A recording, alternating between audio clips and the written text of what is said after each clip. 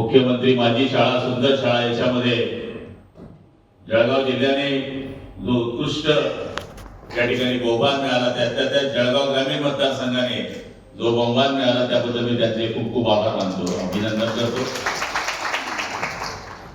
आता त्या शाळेकडे बघण्याचा जो दृष्टिकोन आहे तो जनतेचा बदललेला आहे। आता आपल्याला सुद्धा बदलण्याची गरज आहे।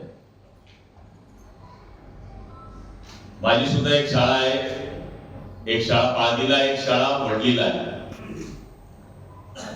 आता माझे शिक्षक परवापासून विद्यार्थी जमा करण्याकरता सुरू झालेले।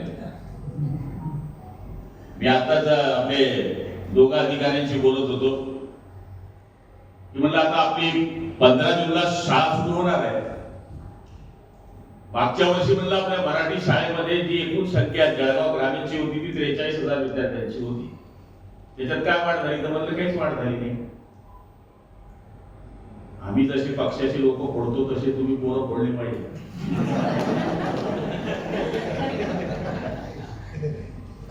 आता गुणवत्तेमध्ये आपण पहिले आला त्याच्यावर आपल्याला थांबून चालणार नाहीये। आपल्याला आपली शाळा जर सुंदर बनवायची असेल तर तिथलं सुंदर वातावरण करण्याकरता शासन आपल्या परीने मदत करते।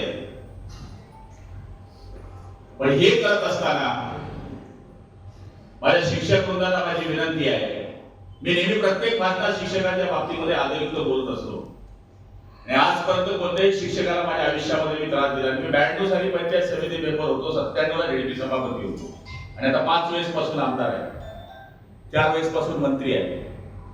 मी बऱ्याच लोकांना माझ्या आयुष्यात त्रास दिलेला आहे, पण तोही टेम्पररी, बोललो लगेच विसरतो। पण शिक्षकाला मी कधीच त्रास दिलेला नाही, कारण त्याचं आमच्या मनामध्ये एक वेगळं स्थान आहे। त्यामुळे आता तुम्हाला शाळा वाचवायची आहे।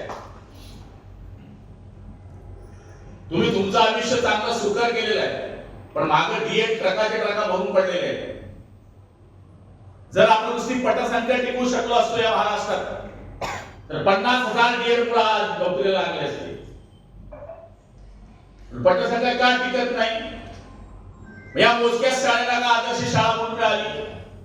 तर इथल्या शिक्षकांनी जी मेहनत घेतली त्याच्यामुळे इथली पटसंख्या वाढत गेली आहे।